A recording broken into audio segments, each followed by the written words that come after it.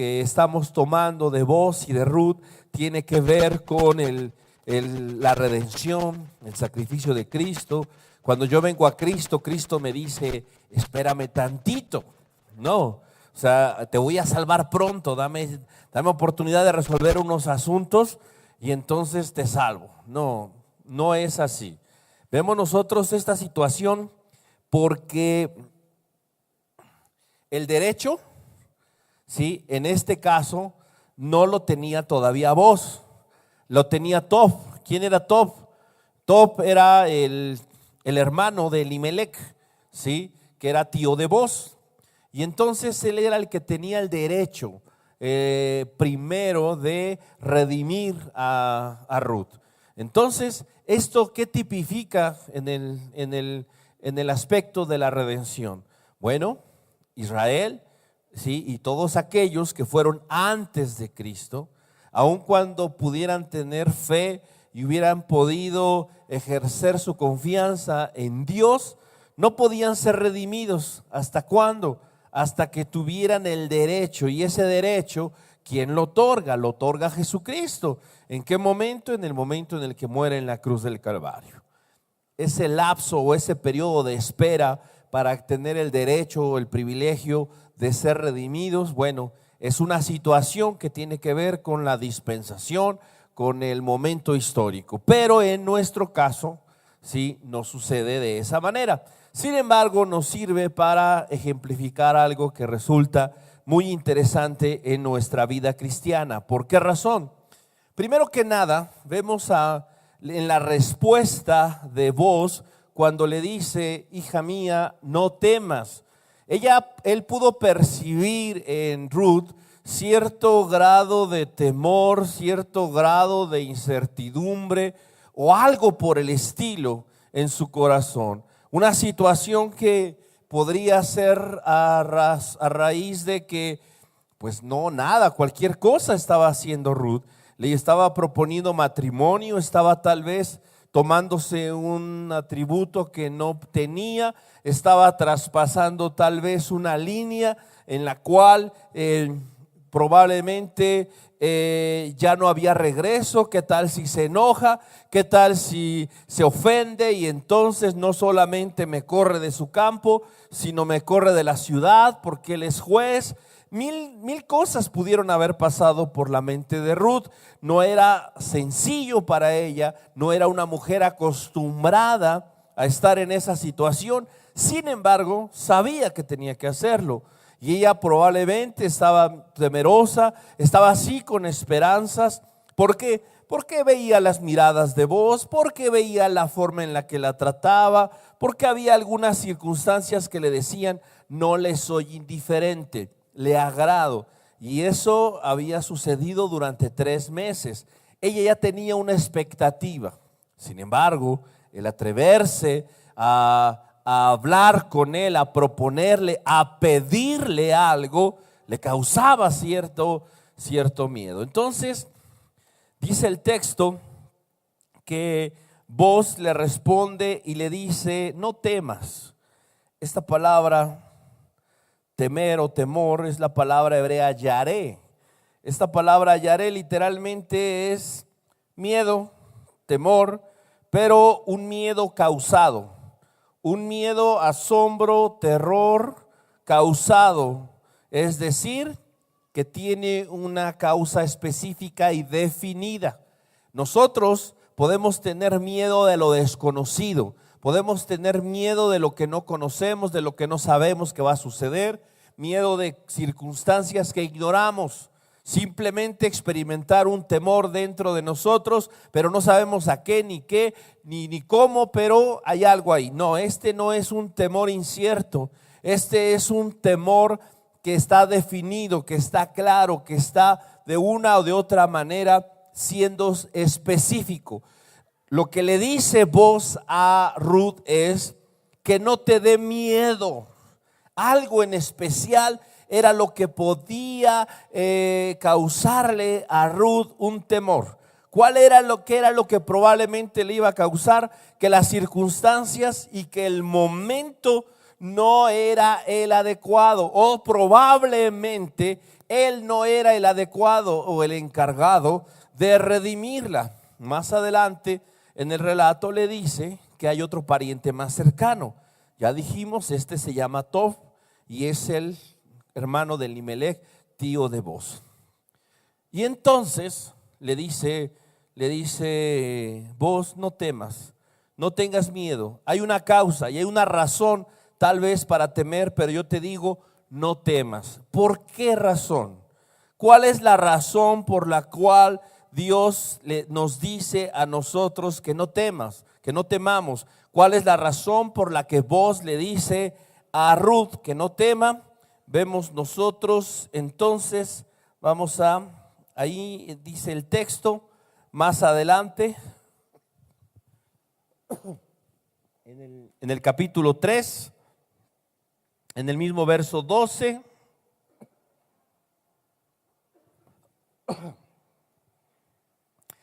le dice Boz,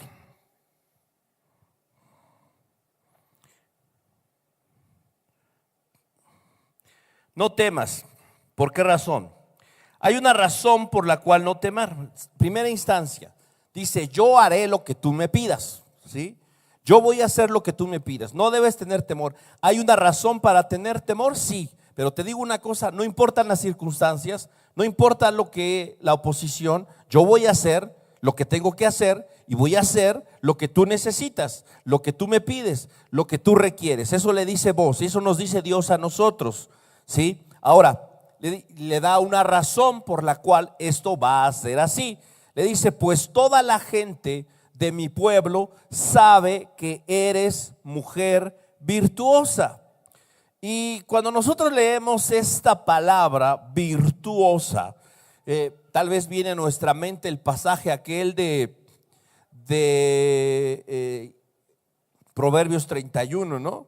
Y pensamos en una mujer hacendosa, en una mujer que cocina, que borda, que cose, que va por la leche y que hace todas esas cosas lindas, ¿no? En parte tiene que ver, pero la palabra virtuosa aquí es una palabra hebrea que es chayil, CH, se pronuncia K, Kayil, CHAYIL, se escribe chayil y se pronuncia Kayil. Esta palabra literalmente significa fuerza, poder, eficiencia, riqueza, capacidad, fuerza. Poder, fuerza, eficiencia o capacidad. Eso es lo que significa Kayil. Esta palabra Kayil, ¿sí? En cierta forma la tradujeron aquí virtuosa porque en algunos usos, ¿sí? Se utilizaba esta palabra tenía un propósito como de ensalzar el valor de alguien, una persona o un hombre valioso. ¿Por qué? Por su fuerza, por su capacidad, por el poder que tenía para lograr las cosas. Entonces, esta definición que tiene Boz de Ruth es algo muy... ¿Sabes qué? Mira, no tengas temor, hija mía. Ya estableció un vínculo, ¿sí? Ya estableció que no es una extraña. Ya lo vimos la ocasión anterior, esta parte. Pero ahora le dice que no tenga miedo a pesar de lo que viene, a pesar de las circunstancias. ¿Por qué razón? Porque todo mundo sabe que ella es una mujer esforzada, que ella es una mujer capaz, que ella es una mujer eficaz. ¿Y de qué manera esta situación puede resultar valiosa ante los ojos de Dios? ¿De qué manera la fuerza, la capacidad o la eficacia de alguien puede resultar valiosa precisamente como algo que le permite, en este caso a vos y en el caso de nosotros a Dios, darnos o concedernos lo que pedimos y lo que necesitamos. Esto es algo muy importante o interesante. ¿Por qué razón? Esta palabra, dijimos, es una palabra que define capacidad o esfuerzo, que define eficiencia.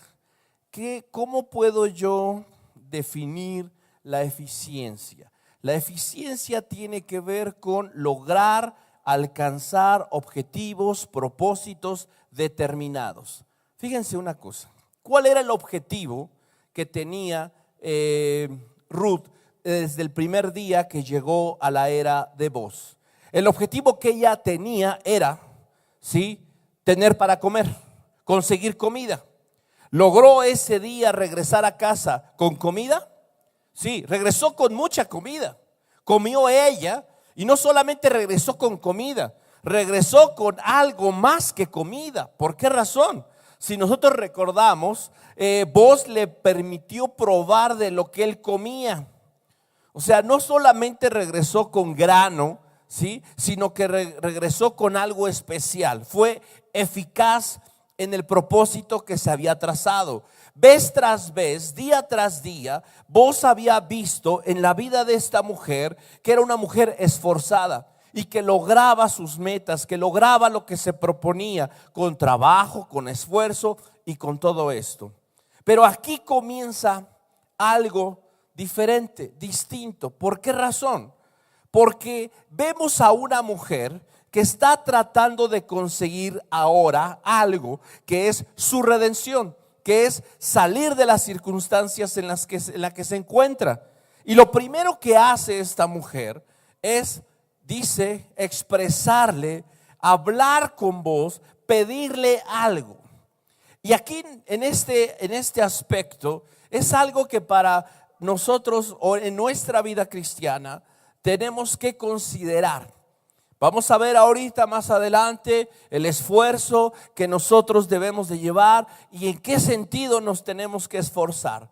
Pero antes de llegar a ese punto que debe ser una cualidad en la vida de todo creyente, hay algo que hace esta mujer y es precisamente eso: hablar, expresar, poner la petición, poner la necesidad delante de la persona adecuada. Ella venía, como dijimos, tal vez preocupada, tal vez con temor, tal vez con cierta incertidumbre. En el momento en el que le presenta a Booz su necesidad, le hace su petición, seguramente por lo menos ella quedó más tranquila. Ella regresó a casa en paz. Ella regresó a casa ya sin esa preocupación, ya sin ese estrés, ya sin ese afán, ya sin eso en su corazón. Tal vez antes de que ella le pudiera expresar a Booz, su corazón latía rápidamente, las manos le sudaban, ella estaba con la incertidumbre. En el momento que abre su boca, que expresa su petición, las cosas cambian. Vamos a ver qué dice la Biblia. Ahí en la carta del apóstol Pablo a los Filipenses. Filipenses capítulo 4.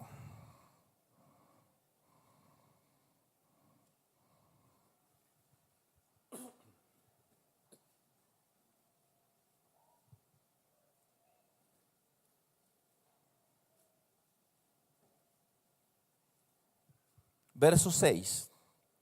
Por nada, dice la Escritura, estéis afanosos, sino sean conocidas vuestras peticiones delante de Dios en toda oración y ruego con acción de gracias. Y la paz de Dios, que sobrepasa todo entendimiento, guardará vuestros corazones y vuestros pensamientos en Cristo Jesús.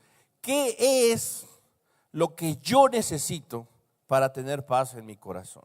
Fíjate, hay una cosa que a Dios le interesa más que suplir nuestra necesidad. Hay una cosa que a Dios le interesa más que contestar nuestras oraciones. A Dios le interesa más que tú y yo vivamos en paz. Que tú y yo, antes de que enfrentar cualquier circunstancia y enfrentar cualquier adversidad, y aún antes de recibir cualquier cosa que le pedimos o ponemos delante de Él, a Él le interesa que tú y yo disfrutemos de su paz. Por eso le dice Dios, le dice Booz a Ruth: antes de cualquier cosa, antes de responderte, te digo, hija mía, no temas, tranquila, yo voy a hacer lo que tengo que hacer, yo voy a ver cómo le hago, yo me encargo de eso, no te preocupes, pídeme lo que quieras, ¿sabes qué? Yo lo voy a hacer. Pero esto es algo que solamente nosotros podemos obtener si es que venimos delante de Dios. ¿Qué nos dice aquí en Efesios? Dice: por nada estés afanoso, tu mente no esté dividida, intranquila, no esté preocupada, no estés con ese afán, con esa preocupación, con esa angustia en tu corazón, sino, dice, sean conocidas vuestras peticiones, cualquiera que ésta sea. Puede ser una petición por alguna necesidad, puede ser una petición por algo que te inquieta, por algo que necesitas, por un problema que estás atravesando. Cualquiera que sea la situación o la razón de tu inquietud, de tu ansiedad, de tu preocupación, dice: no estés afanoso, mejor ven y cuéntame lo que te pasa. Preséntate delante de Dios en toda oración y ruego, con acción de gracias, y entonces habrá una consecuencia. Dice el verso 7: y la paz de Dios, que sobrepasa todo entendimiento, guardará vuestros corazones y vuestros pensamientos en Cristo Jesús. ¿Cómo puedo yo lograr dejar atrás la intranquilidad? ¿Cómo puedo yo lograr que el afán, la ansiedad, la preocupación, el estrés no controlen mi vida? ¿Sabes cómo? Aquí está la fórmula clara y contundente: es acércate a Dios en oración. ¿Cómo puedo yo identificar a alguien que no está viviendo, que no tiene una vida de oración? Está preocupado, está estresado, está con afán, con ansiedad, con inquietud, y no sabe qué hacer y está preocupado. Híjole, creo que la voy a regar. Temores, inseguridades, intranquilidades. Alguien que vive de esa manera es alguien que no ha venido delante de Dios, alguien que no vive presentando su petición. Ruth estuvo tranquila. Si recordamos nosotros otro ejemplo de esto, tenemos que pensar en Ana. ¿Se acuerdan de Ana? La esposa de Elcana, Ana, ¿sí? La mamá de Samuel. Ella estaba muy preocupada porque no tenía hijos. Ella estaba muy afanada, muy con la preocupación y con eso dentro de sí, y no recibía. Y hay algo que sucedió un día. Dice la Biblia que ya con toda esa carga en su corazón, con toda esa amargura en su interior, vino delante de Dios y sacó todo lo que traía. Y entonces ese día Dios la oyó y le contestó. Dios en cualquier momento le podía dar un hijo a Ana. Sí, en cualquier momento. El problema no era eso. El problema no era que Dios no podía cambiar la situación en la matriz de Ana. El problema no era ese, no era que Dios no escuchara. El problema no es que Dios no se compadeciera de Ana. El problema es que Ana no había venido y no había abierto su corazón a Dios.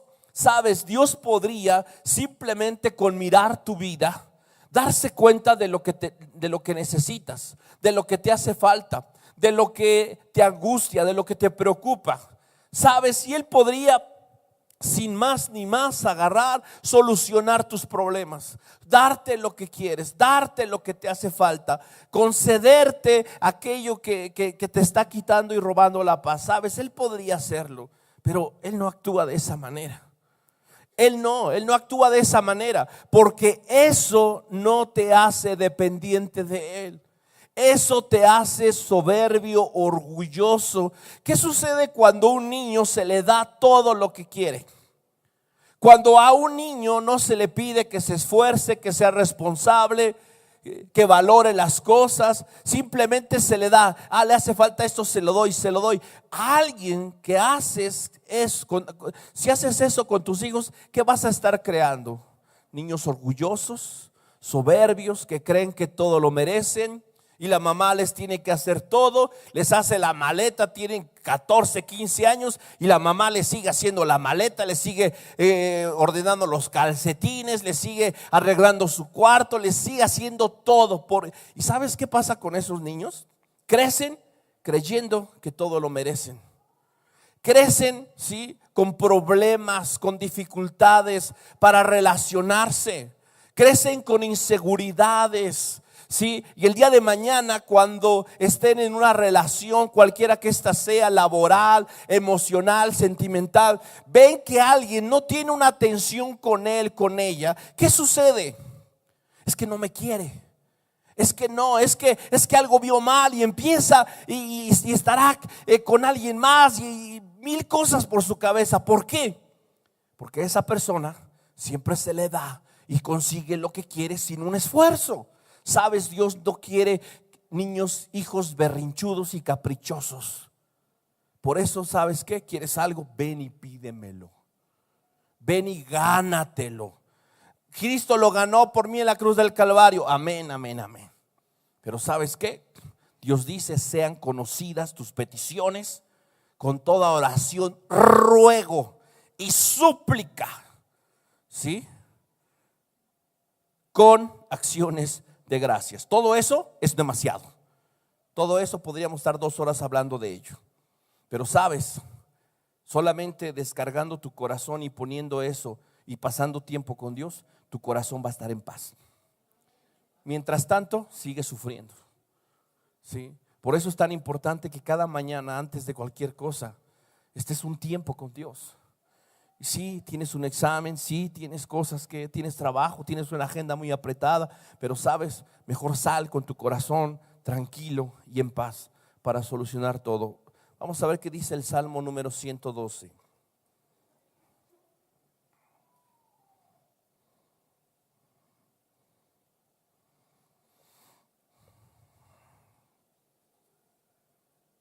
Verso 5, Salmo 112, verso 5, dice: el hombre de bien tiene misericordia y presta, gobierna sus asuntos con juicio, por lo cual no resbalará jamás. En memoria eterna será el justo, no tendrá temor de malas noticias. Su corazón está firme, confiado en Jehová. Asegurado está su corazón, no temerá hasta que vea en sus enemigos su deseo. ¿Cuál es la forma en que las noticias, malas noticias sobre todo, no me hagan daño, no me roben mi paz, mi tranquilidad? Asegurando mi corazón, confiando en Dios.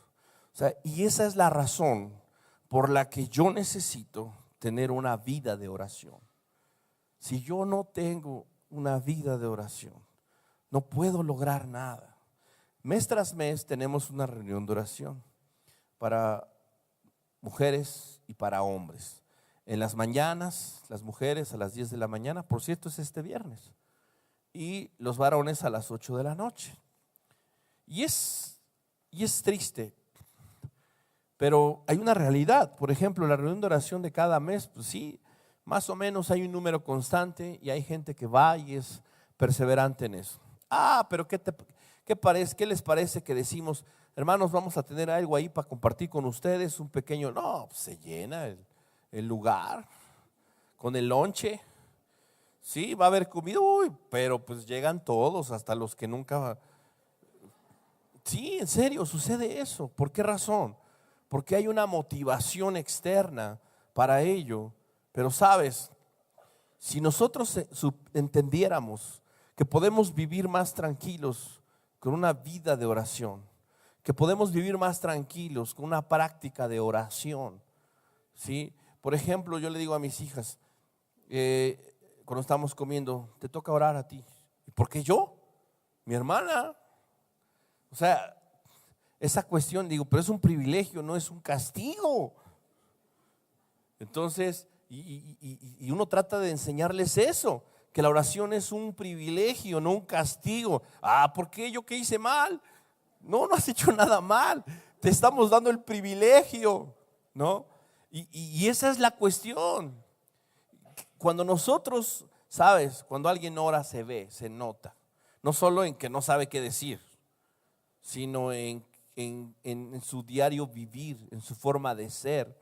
Está estresado, preocupado, le dicen algo y ya cambia de estado de ánimo y ya está triste, y una noticia lo pone triste, y una actitud la pone triste, lo pone triste, y no, es que soy bipolar. No, es que no hay oración. Si la gente orara, si la iglesia orara, su actitud, su respuesta ante la vida sería muy distinta, sería muy diferente. Tendrías control, tendrías dominio propio, te quedarías callado, callada cuando debes de hacerlo. ¿Por qué? Porque tu espíritu está controlado y sometido a la voluntad de Dios. Pero cuando no hay una vida de oración, tu espíritu y tu carne, ¿sí?, están sometidos, ¿sí?, no a la voluntad de Dios, no a lo correcto, no a lo puro, no a lo santo, sino a lo carnal. Entonces la oración es algo que nos da paz. Y que nos ayude y que nos da la oportunidad de descargar nuestro corazón, de asegurarlo en Dios, y que las noticias y que las circunstancias no nos afecten de la misma manera. ¿Sí? ¿Qué no te preocupa? Sí, sí me puedo preocupar, pero pues sabes, yo ya lo puse delante de Dios y que Él decida. En el momento en el que tú oras, en el que tú pones tu petición delante de Dios, ¿sabes qué? La respuesta ya no está en tus manos. La respuesta está en las manos de Dios. Hay mucha gente, por ejemplo, yo les puedo platicar algo. Yo recuerdo cuando recién me casé con mi esposa, platicábamos y dijimos, bueno, ¿cuánto vamos a esperar para tener hijos? Y primero decíamos, pues hay que disfrutar unos 2, 3 añitos, ¿no? Pero después dijimos, ¿para qué? O sea, mejor disfrutamos con nuestros hijos. Y entonces empezamos a buscar ser padres desde el primer año. Y nada. Y entonces, y sí le decíamos a Dios de repente, ¿no? Y digo de repente, le decíamos, Señor, pues concédenos, ¿no? Y estábamos preocupados, estresados y mil cosas, tratamientos y nada funcionaba. Pasaron casi 5 años y llegó un momento en que dijimos, bueno, pues si no es por ahí, pues no es por ahí. Y dijimos, vamos a adoptar. Y surgió una oportunidad, ¿sí? Alguien que no quería una pequeñita, una bebé, la quería dar en adopción. Entonces nos contactaron y nos dijeron, no, pues nosotros me acuerdo bien, era un 21 de octubre porque es el día de mi aniversario, de nuestro aniversario. Y ese día, no, yo dije, Dios me está hablando, me está contestando. Híjole, ya llegó mi esposa.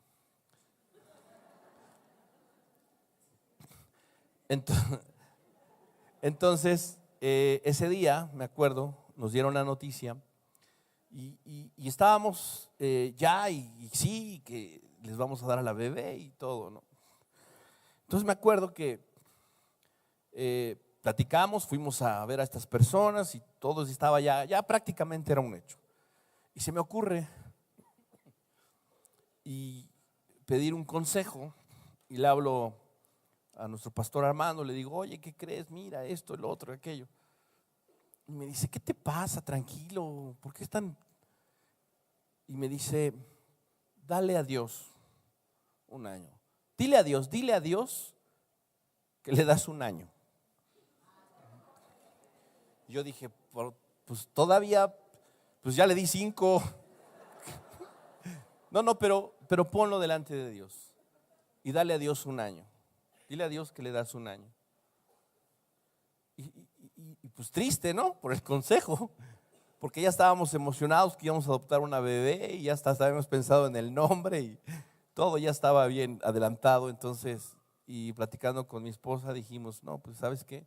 Vamos a escuchar el consejo y vamos a hacerle caso y vamos a darle a Dios un año. Pues sorpresa, ¿no?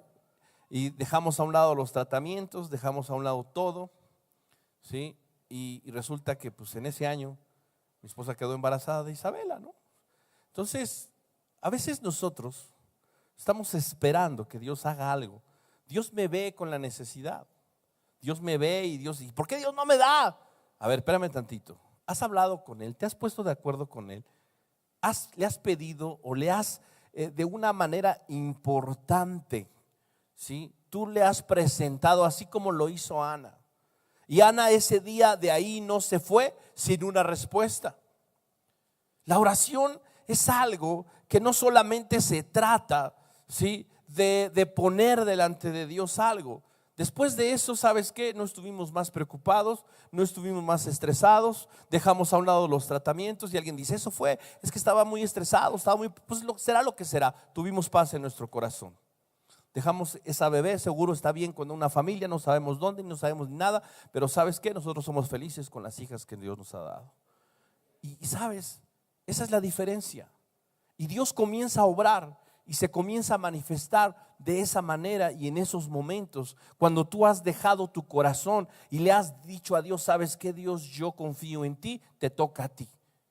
Y eso es lo que a veces nosotros hemos olvidado hacer con nuestra oración, ¿sí? Dejarle a Dios las cosas.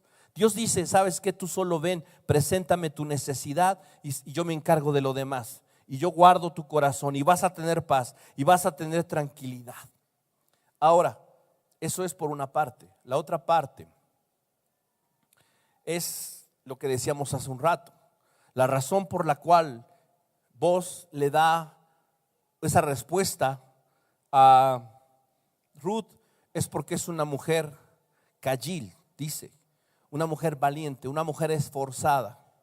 Y esta expresión, cayil, es una expresión que define a alguien que no se da por vencido, ¿sí? Define a alguien que tiene una actitud valiente, que tiene una actitud intensa para hacer las cosas, para buscar las cosas, para alcanzar las cosas.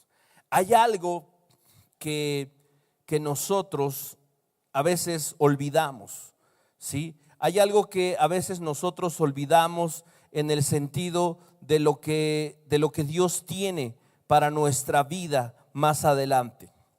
Olvidamos sus promesas, olvidamos lo que Él ya nos dio, lo que Él ya nos concedió, lo que Él ya nos prometió. La Escritura nos muestra, por ejemplo, en distintas ocasiones, ¿sí?, una exhortación, una invitación a que nos esforcemos, ¿sí? Por ejemplo, Josué 1:9. ¿Qué dice Josué 1:9? De memoria. Ok, mira, hay algo que no puede escapar a nuestra vista y es el hecho de que dice, mira que te mando. O sea, no te dice, oye, pues mira, si quieres y puedes, esfuérzate. No, dice, mira que te mando, que te esfuerces y que seas valiente, no temas ni desmayes. ¿Por qué? Porque Jehová tu Dios estará contigo en donde quiera que vayas, ¿sí? Dios promete estar con nosotros, pero ¿qué nos pide que hagamos nosotros? Él nos pide que nos esforcemos. Él nos pide que hagamos algo. Fíjate, la palabra aquí esforzarse, como dijimos, o valiente, es la palabra cayil. Esa palabra cayil es fuerza, capacidad, eficiencia. Dios quiere que nosotros seamos eficaces en algo. Sabes, Él se va a encargar de nuestra necesidad. Él se va a encargar de solucionar nuestros asuntos. Pero yo tengo que ser eficaz en algo. ¿En qué es aquello en lo que yo tengo que ser eficaz? Vamos a ver qué dice el primer libro de las Crónicas en el capítulo 28. Primer libro de las Crónicas, capítulo 28, versículos 6 y 7. Dice: y me ha dicho, dice David, y me ha dicho, ¿quién? Dios. Dios le dijo a David: Salomón tu hijo, él edificará mi casa y mis atrios, porque a este he escogido por hijo, y yo le seré a él por padre. Asimismo, yo confirmaré su reino para siempre. Si él, ¿qué dice? Se esforzare. Pero ese esfuerzo, ¿hacia qué tiene que estar encaminado? El esfuerzo de Salomón no tenía que estar encaminado en capacitar ejércitos, adiestrarse en las estrategias para hacer crecer el reino, económicamente, políticamente, militarmente.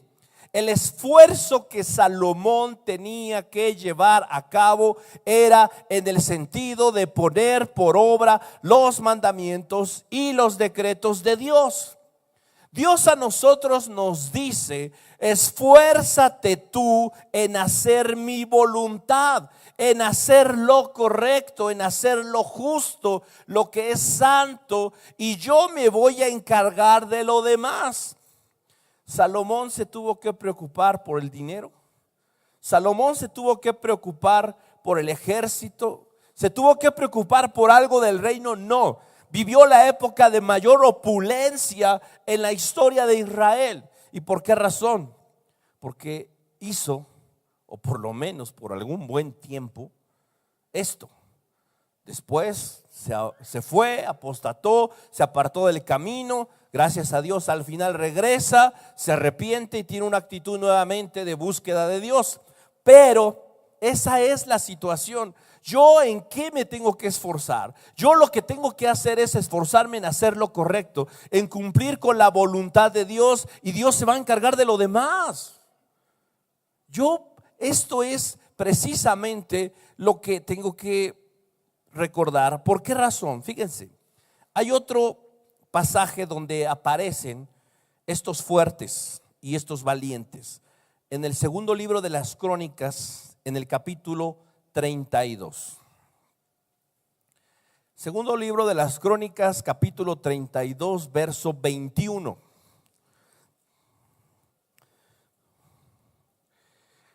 Y dice así: y Jehová envió un ángel, el cual destruyó a todo valiente y esforzado, y a los jefes y capitanes en el campamento del rey de Asiria.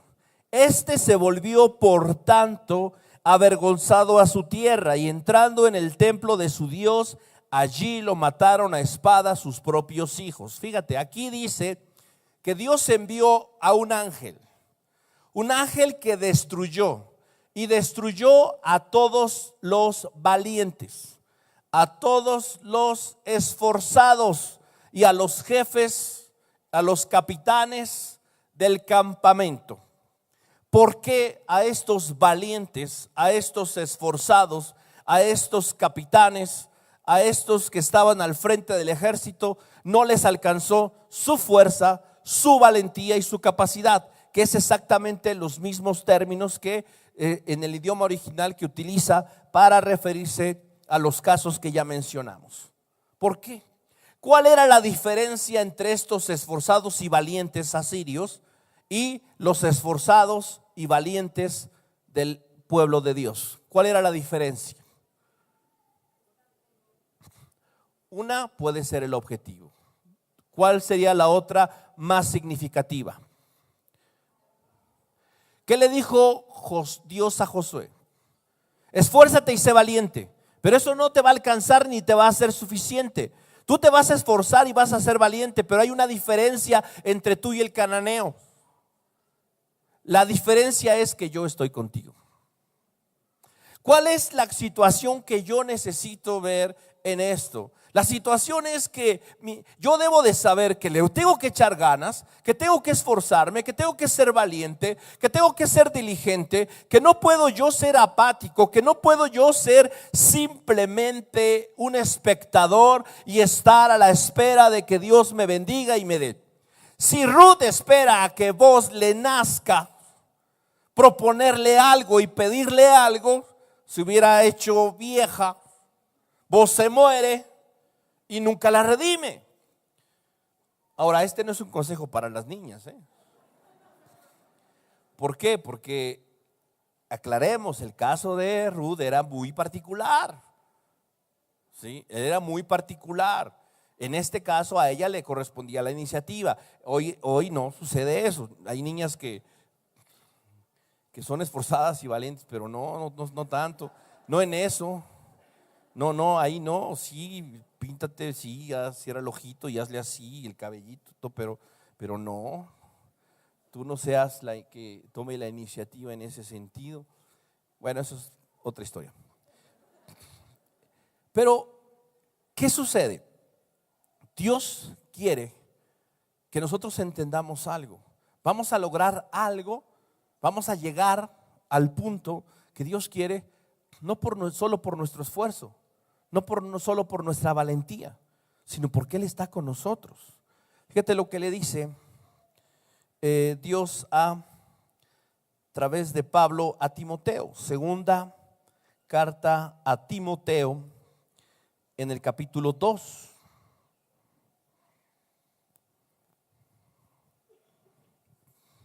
Verso 1, le dice: tú pues, hijo mío, esfuérzate.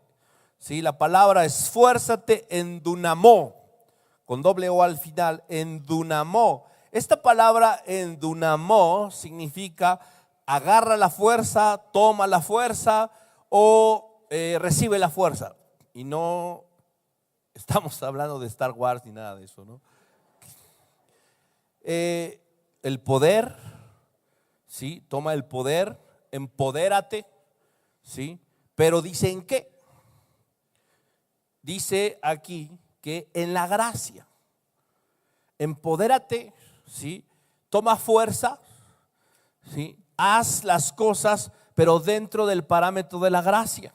No vas a lograr las cosas porque trabajas. Vas a lograr las cosas porque hay alguien que ya tuvo gracia para contigo, ¿sí? Dice: tú pues, hijo mío, esfuérzate en la gracia. Nos da el parámetro o el área en la que nos tenemos que esforzar, no en nuestros méritos, no con nuestras fuerzas, sino con las de Él. Lo que has oído de mí ante muchos testigos, esto encarga a hombres fieles que sean idóneos para enseñar también a otros. Tú pues sufre penalidades como buen soldado de Jesucristo. Y ahí es como que ya las cosas ya no son, ya no, espérame, pues si yo me esfuerzo en la gracia, pero eso de sufrir ya no me gusta. Sabes, dice el texto: ninguno que milita se enreda en los negocios de la vida, a fin de agradar a aquel que lo tomó por soldado. Y también el que lucha como atleta no es coronado, sino lucha legítimamente. El labrador, para participar de los frutos, ¿qué tiene que hacer? Trabajar primero. ¿Sí? Considera lo que te digo y el Señor te dé entendimiento en todo. Fíjate, esforcémonos en la gracia, ¿sí? Implica que ya todo está hecho, ya todo está ganado. Yo tengo que esforzarme dentro de ese parámetro para alcanzar y lograr lo que Dios tiene para mí. Ahora, mi compromiso o mi esfuerzo tiene que ver con apartarme de lo que el mundo si me ofrece, no enredarme en los negocios del mundo, no enredarme en las cosas del mundo para agradar a aquel que me llamó como soldado. Y tengo que hacerlo lealmente, justamente, para evitar caer en un lazo diabólico en donde Satanás me pueda hacer pedazos. Y esto es algo que es muy, muy importante. ¿Por qué? Porque dice el texto: ¿quieres frutos? ¿Quieres resultados en tu vida? ¿Qué tienes que hacer? ¿Sentarte y esperar? No, dice trabajar. Trabajar. Vamos a ver qué dice Mateo. Mateo capítulo 11.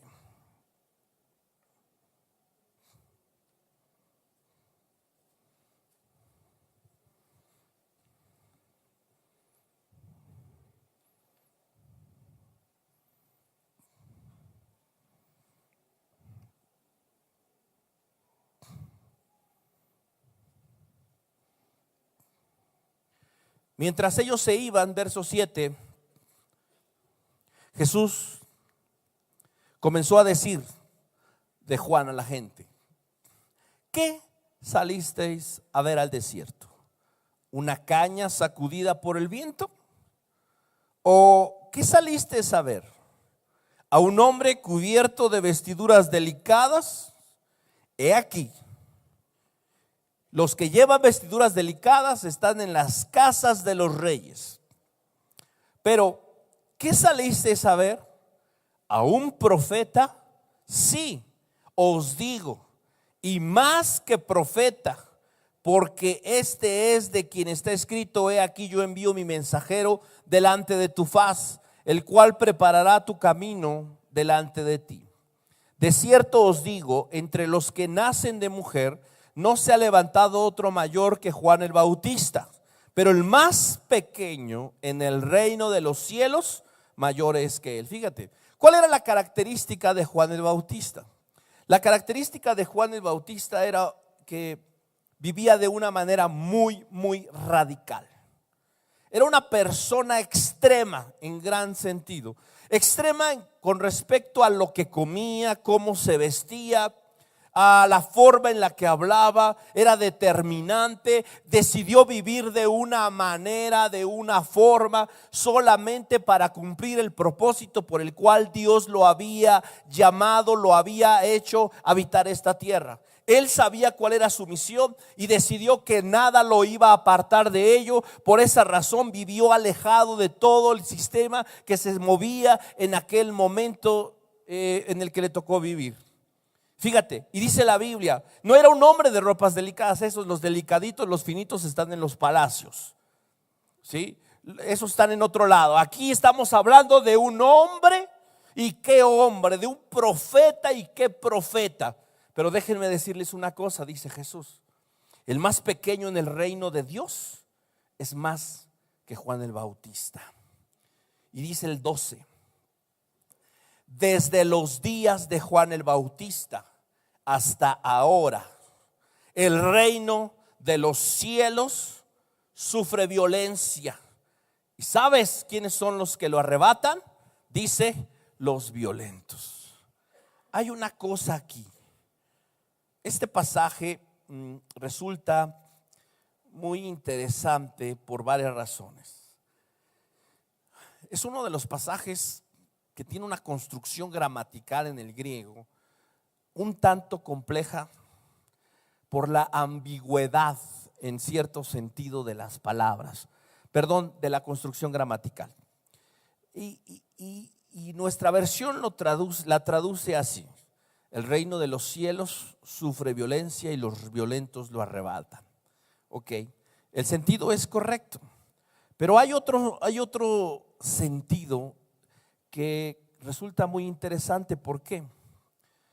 Porque lo que dice es que el reino de los cielos está sufriendo violencia, ¿sí? El reino de los cielos sufre violencia, es decir, está siendo atacado. Tiene oposición, tiene adversidad, ¿sí? Ese es un principio. Ese es un principio que todos nosotros necesitamos considerar. Aquí a veces solamente enfatizamos el aspecto de los violentos, que lo arrebatan, ¿sí? O que, hablando respecto a la actitud que debemos tener como creyentes, la actitud radical que tuvo Juan el Bautista, la actitud entregada que tuvo este hombre y que fue en contra de todo el sistema y todas esas cosas. Pero hay una situación que no puede escapar de nuestra mirada, y es precisamente la que tiene que ver con que el reino de Dios está siendo atacado. Está siendo atacado. Ese es el principio que tenemos que descubrir aquí. Está siendo atacado. Y hay gente que está atacando el reino de Dios, ¿sí? Y hay enemigos del reino de Dios.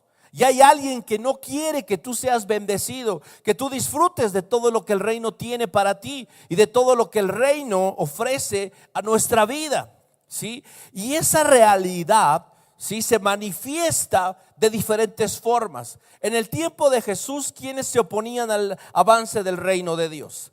Se oponían los religiosos, los fariseos, los saduceos, los escribas, todos los religiosos de ese momento. En otra ocasión, Jesús, ¿qué fue lo que dijo? ¿Sí? Le dijo a los fariseos, a los judíos religiosos de su tiempo: ustedes no entran al reino, pero tampoco dejan entrar.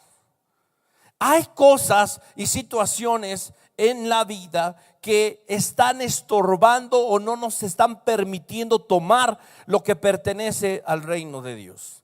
Pero sabes, hay una cuestión aquí. En esto que se llama reino de Dios, hay violencia, está sufriendo violencia. Y sabes, por esa razón yo no puedo ser pasivo. Yo no puedo ser pasivo. Estoy viendo que mi hijo se me está yendo, se me está saliendo de las manos, que mi hijo está cayendo en una situación de desobediencia, de drogas, de lo que sea. Puede ser muy grave o no tan grave, pero me estoy dando cuenta que algo está pasando.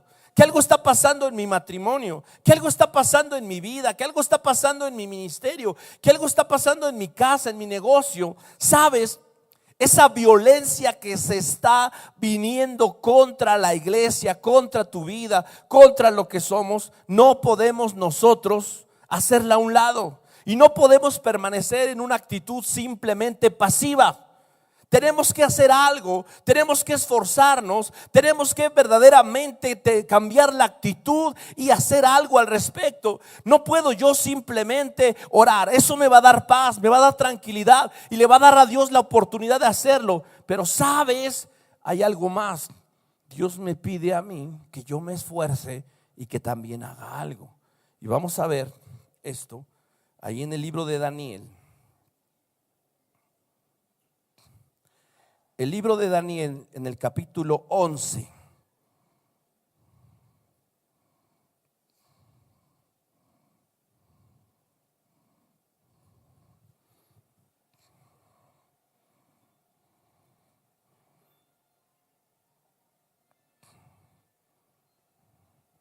Díganle que ya casi acabamos.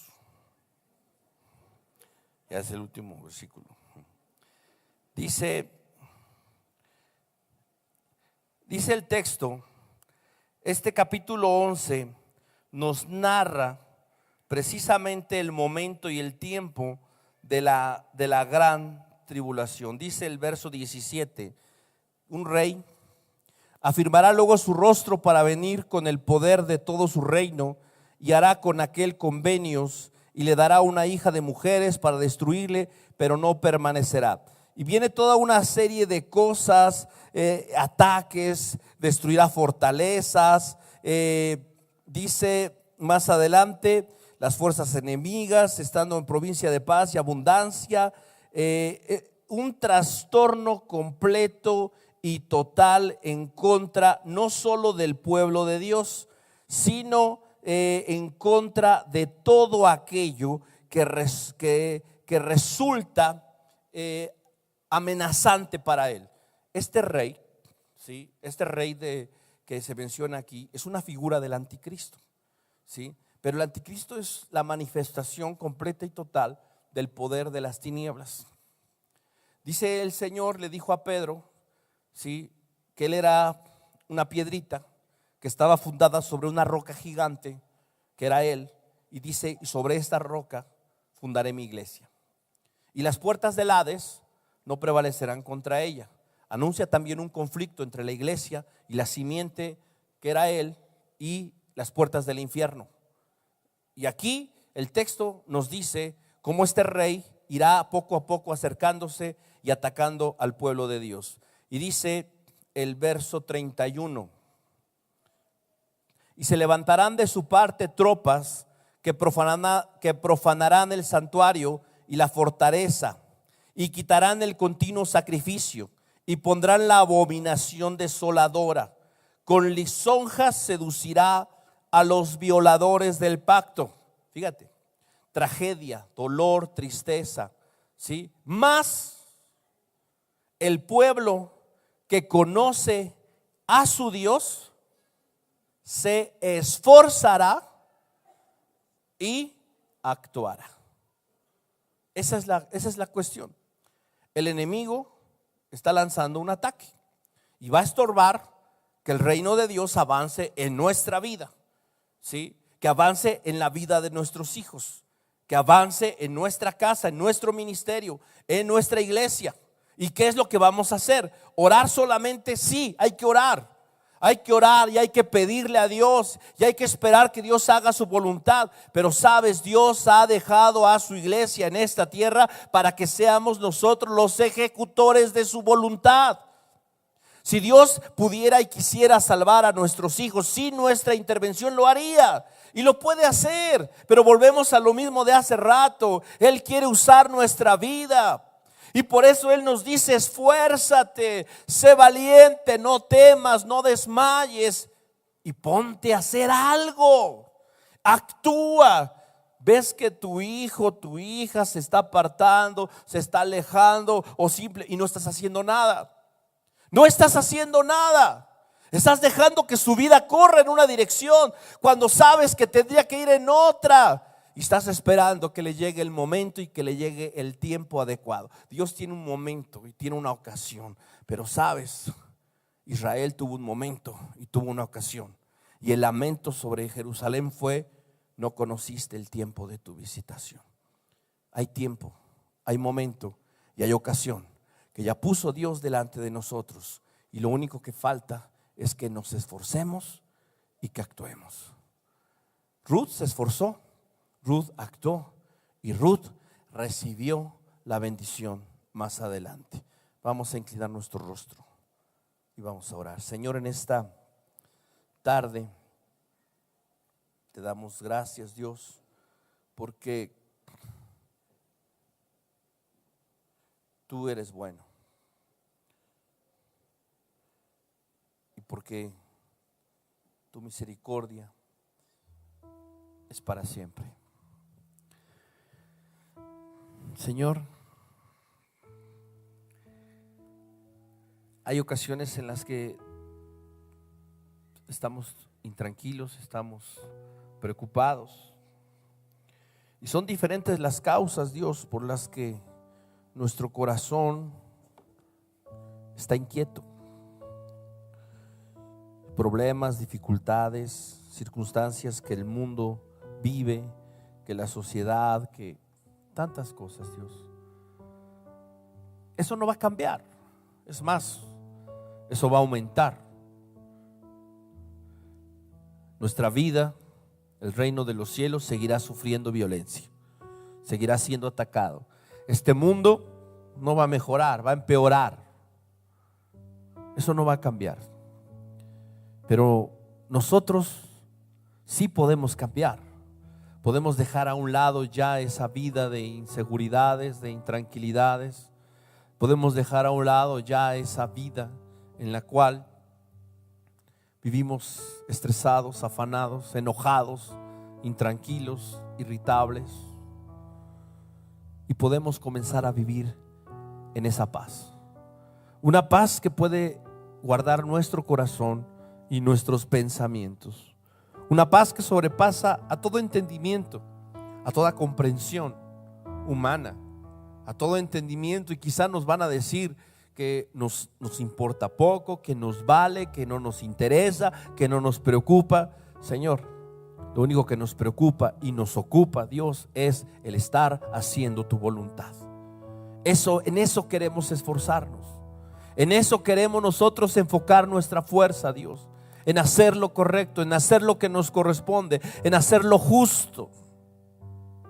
Danos la capacidad, Dios, de saber en qué tenemos nosotros que obrar y que actuar, esforzarnos y actuar, y en qué tenemos que dejar que tú seas el que haga las cosas.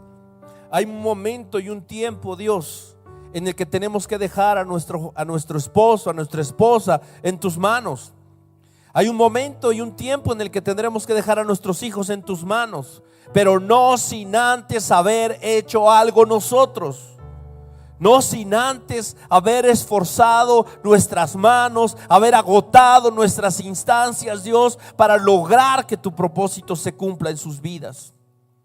Señor, tenemos que dejar ya a un lado una actitud pasiva. Tenemos que tomar ese ejemplo de Juan el Bautista, ser radicales, Señor, ser radicales, completamente radicales en nuestra forma de ser en todos los sentidos, pelear precisamente por lo que amamos, pelear por lo que tú nos has entregado, por la responsabilidad que nos has dado, Dios, como padres, como jefes en el trabajo, como ministros, como responsables de algo, Dios. Nos has entregado una responsabilidad. ¿Qué estamos haciendo? ¿Cómo lo estamos llevando a cabo, Señor?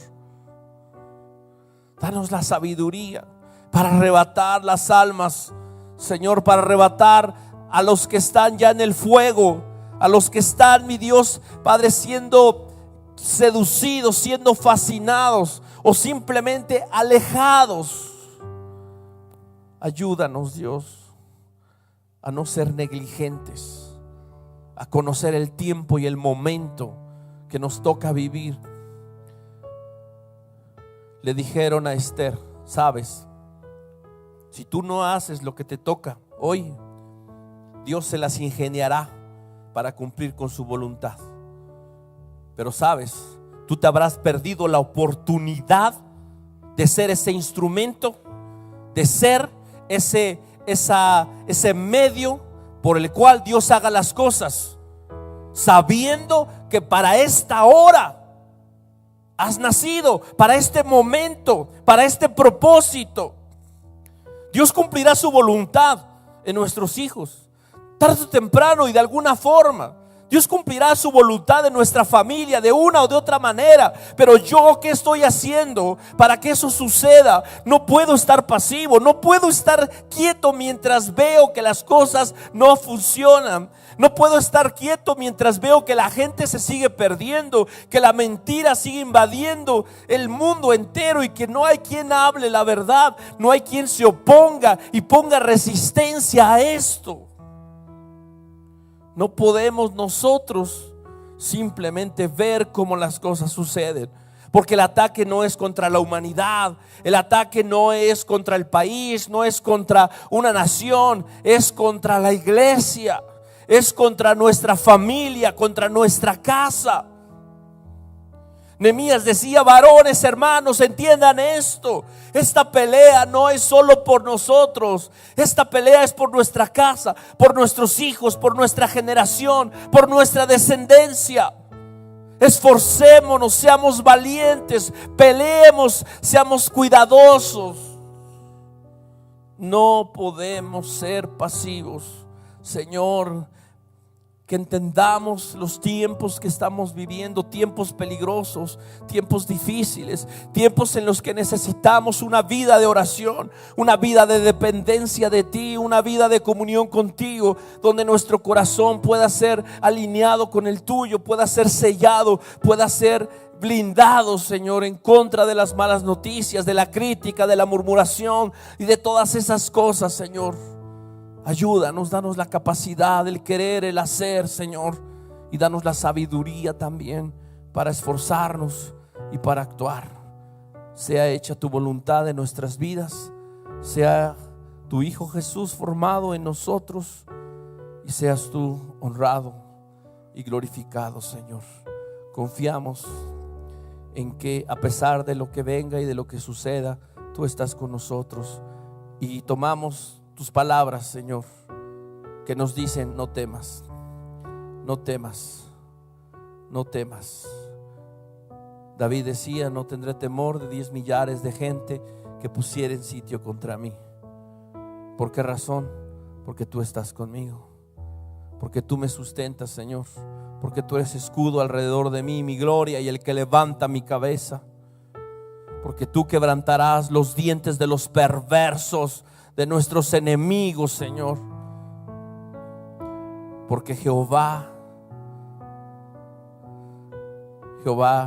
que es varón de guerra, dice tu palabra, Señor, que pelea por nosotros. Dice tu palabra, Señor, que tú saldrás como gigante, saldrás como hombre de guerra, despertarás a celo, gritarás, vocearás y te esforzarás y harás pedazos a nuestros enemigos. Esa es tu promesa y en eso descansamos y en eso confiamos. Y por esa razón en esta tarde te decimos gracias, Señor. Gracias en el nombre de Jesús. Guarda nuestros corazones en tu paz. Que tu bendición sea con cada uno de nosotros y convence, Señor, nuestros corazones de lo mejor, de lo puro y de lo santo.